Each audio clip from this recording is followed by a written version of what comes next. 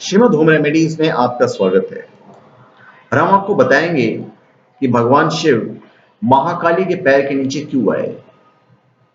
भगवती दुर्गा की 10 महाविद्याओं में से एक है महाकाली, जिनके काले और डरावने रूप की उत्पत्ति राक्षसों का नाश करने के लिए हुई थी।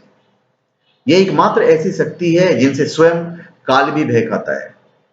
उनका क्रोध इतना विकराल रूप से होता है कि संपूर्ण संसार की शक्तियां मिलकर भी उनके गुस्से पर काबू नहीं पा सकती।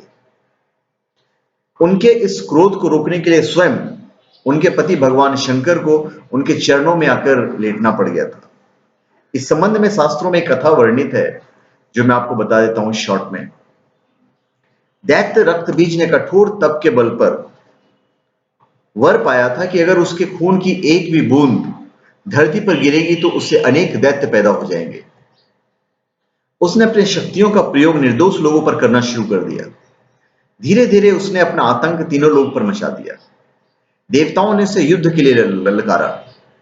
भयंकर युद्ध का आगाज हुआ।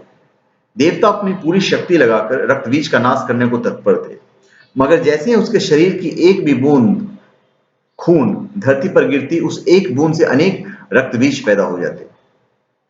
सभी देवता मिलकर महाकाली की शरण में आए। महाकाली असल में सुंदरी रूप भगवती दुर्गा का काला और डरावना रूप है, जिनकी उत्पत्ति राक्षसों को मारने के लिए हुई थी। महाकाली ने देवताओं की रक्षा के लिए विकराल रूप धारण कर युद्ध भूमि में प्रवेश कर ली। महाकाली की प्रतिमा देखें तो देखा जा सकता है कि वो विकराल मां है, जिनके एक हाथ में खप्पर है, लहू टपकता है तो गले में खोपड़ियों की माला है। मगर मां की आंखें और हृदय से अपने भक्तों के लिए प्रेम की गंगा बहती है। महाकाली ने राक्षसों का वध करना आरंभ किया, लेकिन रक्त बीज के खून की एक भी बूंद धरती पर गिरती तो उससे अनेक दानवों का जन्म हो जाता, जिससे युद्ध भूमि में दैत्यों की संख्या बढ़ने लगी। तब मां ने अपनी जिह्वा का विस्तार किया, जीभ का।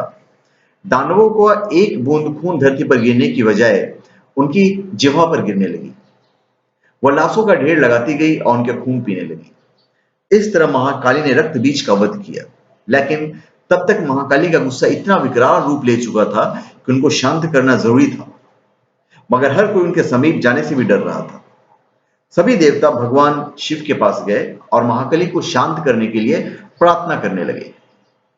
भगवान शिव ने उन्हें बहुत प्रकार से शांत करने की कोशिश की। जब सारी प्रयास विफल हो गई तो उनके मार्ग में लेट गए। जब उनके चरण भगवान शिव पर पड़े तो एकदम से ठिठक गई। उनका क्रोध शांत हो गया। आदि शक्ति मां दुर्गा के विविध रूपों का वर्णन मार्कंड पुराण में वर्णित है, आप उसे भी पढ़ सकते हैं। तो धन्यवाद। आप हमारे चैनल पे सब्सक्राइब करें और अपने कमेंट दीजिए। धन्यवाद।